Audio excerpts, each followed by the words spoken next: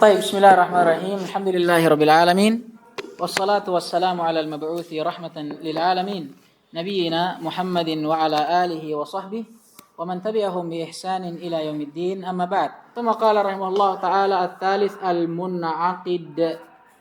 Ada namanya al-mun'aqid dari kata in'aqada yan'aqidu in'iqadan mun'aqidun mun'aqadun. Sekarang al-mun'aqid. Apa itu al-mun'aqid? Asluhu al-iltifaf. Asal dari maknanya, maksudnya maknanya secara bahasa al-iltifaf. Dan al-iltifaf sendiri ini maknanya syaddin wa syiddatin wa saw. Bermakna syaddin, sesuatu yang dikuatkan, dieratkan. Paham ini? Paham tidak? Ini asalnya secara bahasa. Wastilahan, adapun secara istilah, di sini beliau mengisyaratkan bahwa definisi mun'aqid di sini terbagi menjadi dua. Paham ini? Karena mun'aqid ini juga berhubungan dengan amalan dan sudah berlalu di pembahasan sahih dan fasid. Amalan itu terbagi menjadi dua, ada ibadat dan muamalat atau uqud. Maka beliau juga membagi definisi mun'aqid kepada muamalat dan ibadat karena keterikatannya juga kepada amalan seorang mukallaf yang terbagi menjadi dua. Wastilahan secara istilah imma irtibatun baina qaulaini makhsusaini kal ijabi wal qabul. Secara istilah definisi pertama boleh kita katakan mun'aqid yaitu terikatnya antara dua ucapan yang saling mengkhususkan atau dua ucapan yang dikhususkan seperti ijab dan qabul. Ini makna yang pertama. Keterikatan atau terikatnya antara dua ucapan yang khusus seperti ijab dan qabul. Contoh misalkan dalam jual beli. Ketika ada orang yang melakukan transaksi atau akad jual beli antara si penjual dan si pembeli. Si penjual mengatakan bi'tu ilaika, saya menjual barangku ini kepadamu. Kemudian si pembeli mengatakan qabiltu atau ishtaraitu. Kalau begitu saya menerimanya atau saya membelinya. Ini apa namanya? Ijab dan qabul. Atau misalkan dalam akad nikah, angkahtuka bifulana bimahrin madhkurin ila akhiri. Saya menikahkan engkau dengan fulana dengan mahar sekian ila akhiri. Kemudian orang yang dinikahkan mengatakan qabiltu, saya terima. Sekarang kedua akad ini dan ini semisal dengannya dari akad, dari uqud. Ketika terjadi keterikatan antara dua ucapan yang saling mengkhususkan ini, berarti akad itu dinamakan apa? Akad yang mun'aqid. Paham tidak ini? Apa buahnya? Akad itu ketika dikatakan telah mun'aqid, berarti inilah yang mengantarkan akad itu kepada akad yang sahih. Bisa kita katakan sahih dan fasid itu hasil dari apa? Dari suatu ibadah atau uqud.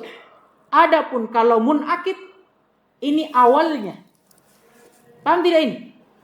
Kapan amalan itu bisa dikatakan syah? Kapan akad itu bisa dikatakan syah? Kalau dia mun'aqid.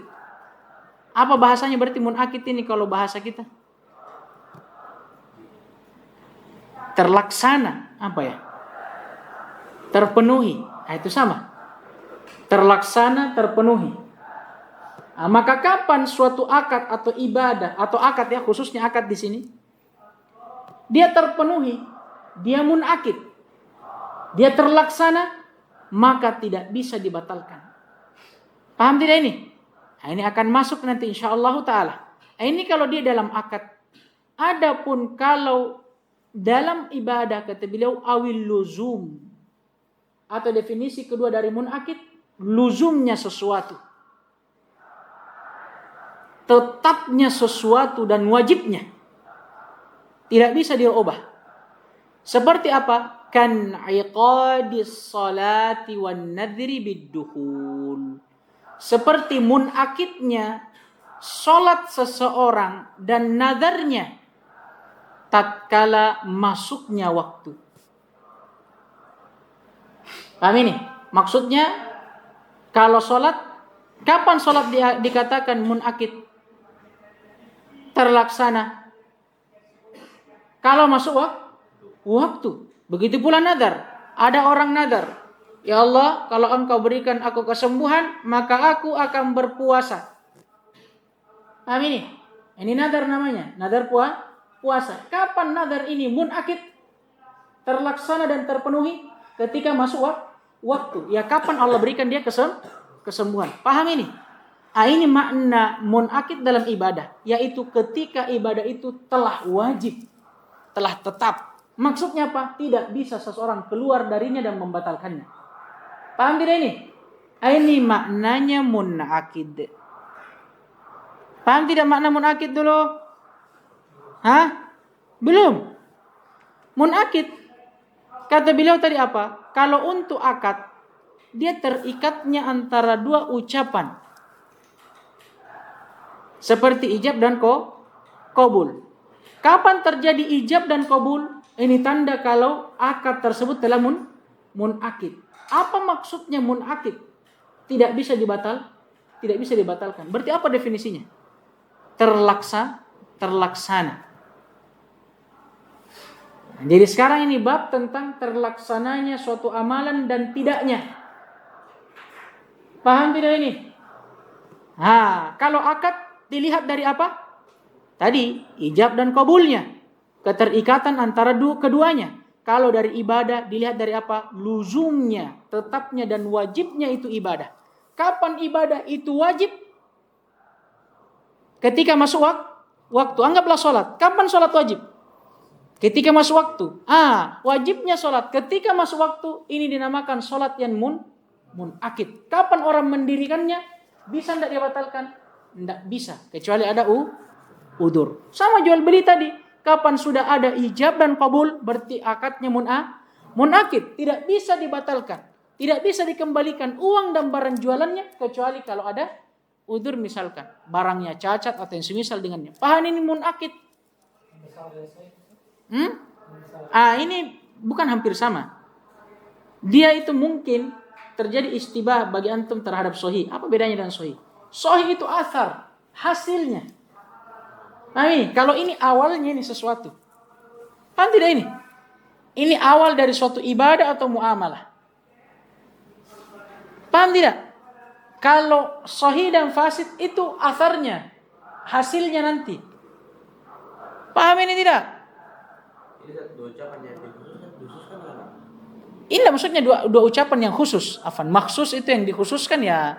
Dikhususkan untuk jual beli.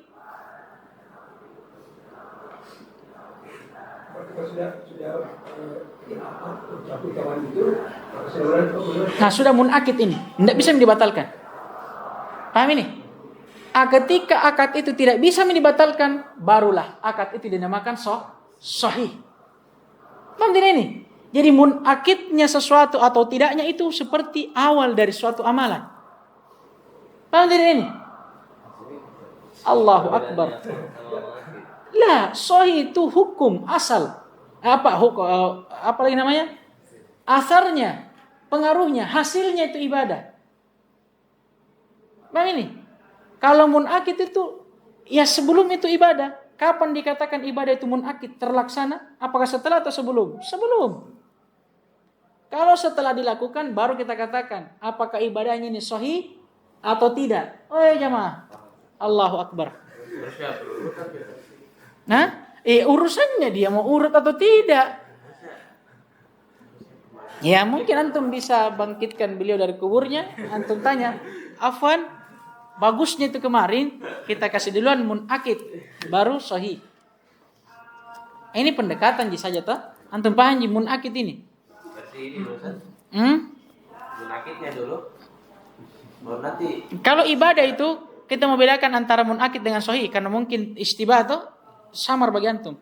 Sahih itu nanti setelah ibadah, hukum terhadap ibadah itu atau muamalah itu. Paham ini? Apakah dia syah atau tidak? Kapan ini bisa dihukumi? Setelah. Tapi kalau munakid terlaksananya ini ibadah dan muamalah kapan ini? Ya pada saat waktunya, pada waktunya. Di awal muamalah atau akad atau ibadah itu terjadi. Paham tidak ini? Pahamnya tidak?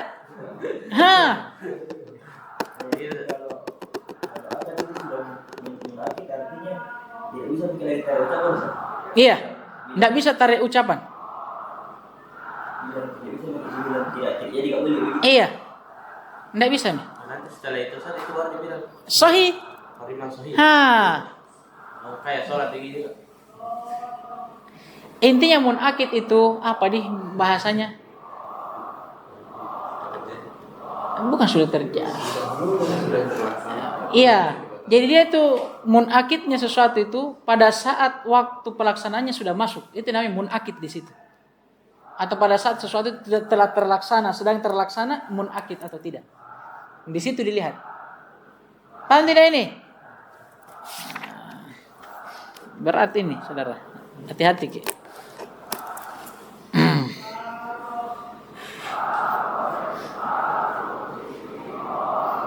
Taib.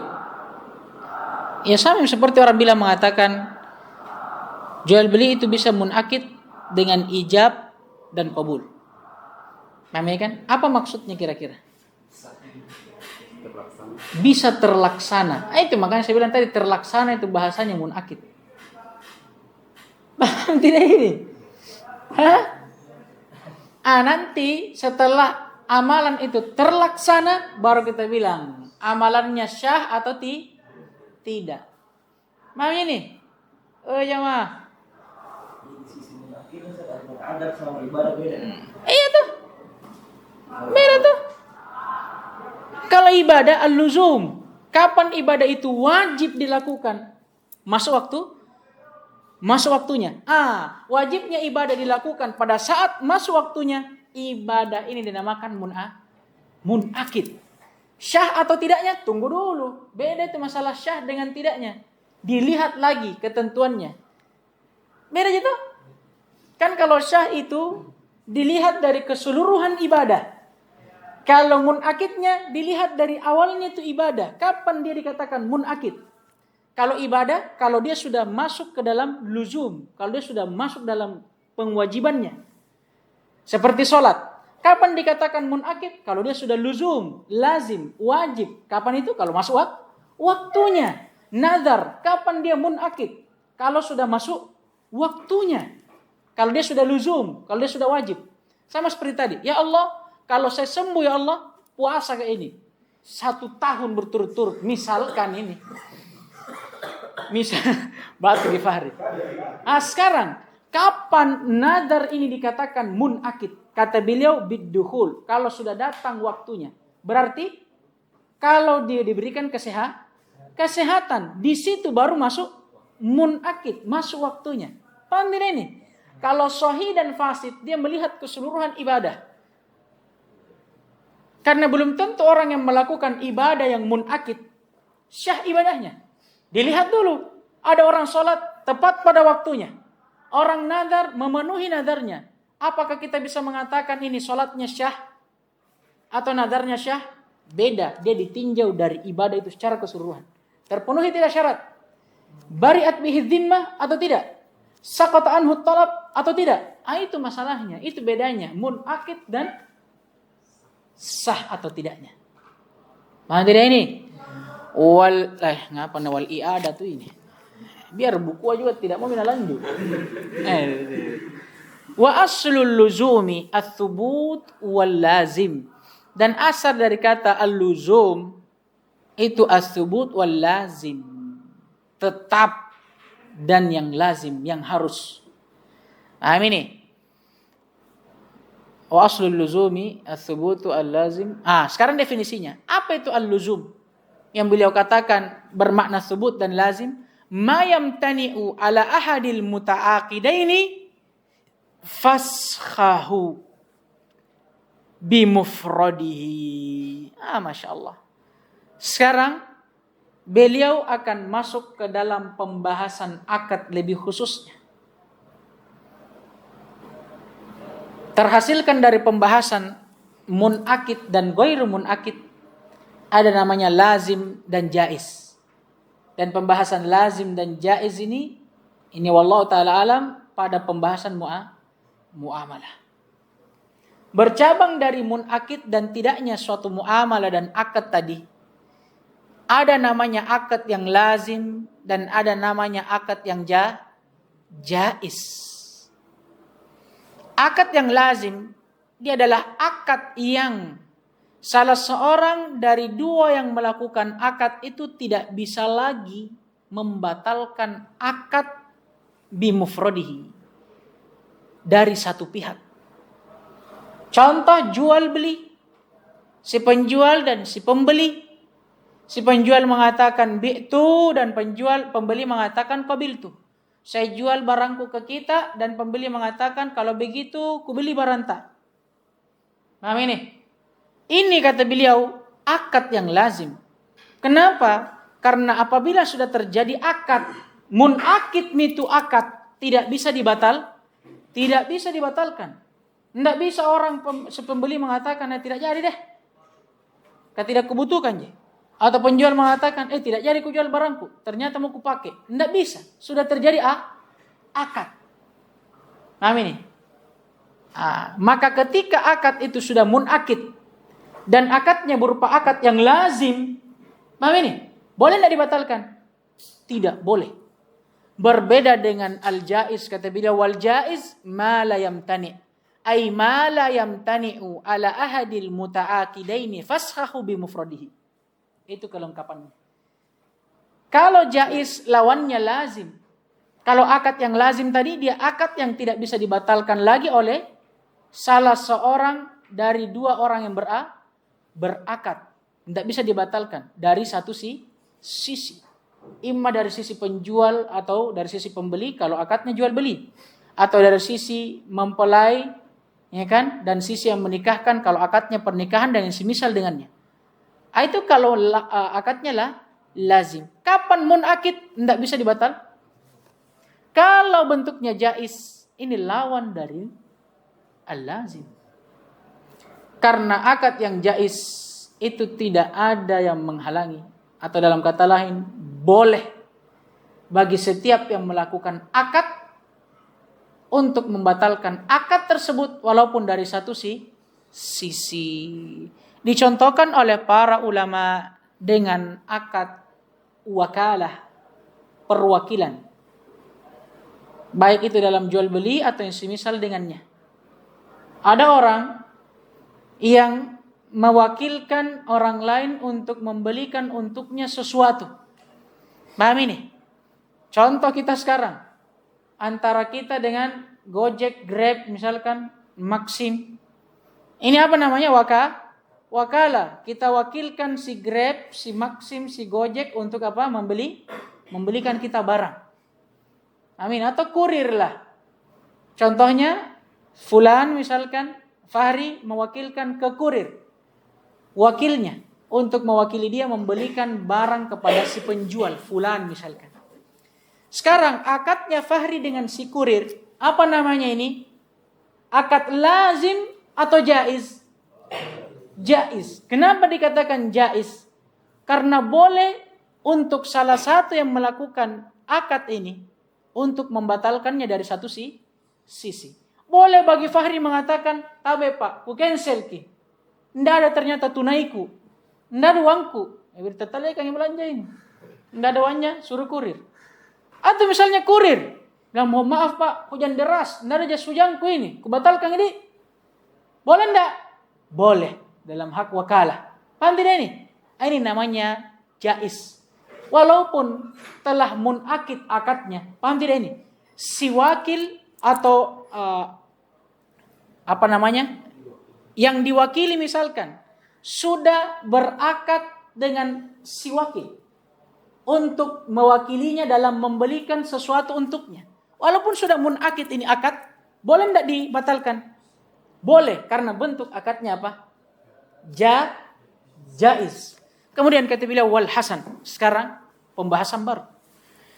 Beliau memberikan faedah terhadap amalan seseorang. Karena ini kan kita masih berputar di pembahasan amalan seorang mukallaf. Khususnya amalan yang dibolehkan atau tidak. Sebagian syurah mengatakan, beliau mengisyaratkan ke pembagian amalan, ada amalan yang boleh dan yang tidak. Kata beliau wal hasan, adapun amalan yang hasan, yang baik, ma li fa'ilihi ayyaf'alah. Dia adalah perbuatan yang boleh bagi pelakunya untuk melakukannya. Adapun al-qabih, perbuatan yang tercelah dan terhina, ma laisa lahu ay ma laisa li fa'ilihi ayyaf'alah. Dia adalah perbuatan yang tidak pantas dan tidak seharusnya dilakukan oleh si pelakunya. Ini faedah saja membedakan antara amalan, ada amalan yang hasan dan itu amalan yang hendaknya dilakukan, dan amalan yang qabih, yaitu amalan yang hendaknya ditinggalkan. Apa maksudnya? Beliau ingin mengatakan bahwa tidak selamanya atau tidak setiap amalan itu boleh dilakukan. Paham ini? Walaupun dia munakid, tidak semuanya boleh dilakukan. Tapi ada amalan yang hasan dan ini yang seharusnya kita lakukan, dan ada amalan yang qabih, amalan yang tidak seharusnya kita lakukan. Paham tidak ini? Ini sebagai faedah penyempurna dari apa yang beliau sebutkan. Kita cukupkan, naktafi bihadzal qadar, subhanakallahumma bihamdik, asyhadu an la ilaha illa anta astaghfiruka wa atubu ilaik. Waffaqallahu al-jami' lima yuhibbuhu wa yardah wa yu'tina al-afiyata was salamah innahu waliyyu dzalika wal qadir alaih walhamdulillahi rabbil alamin.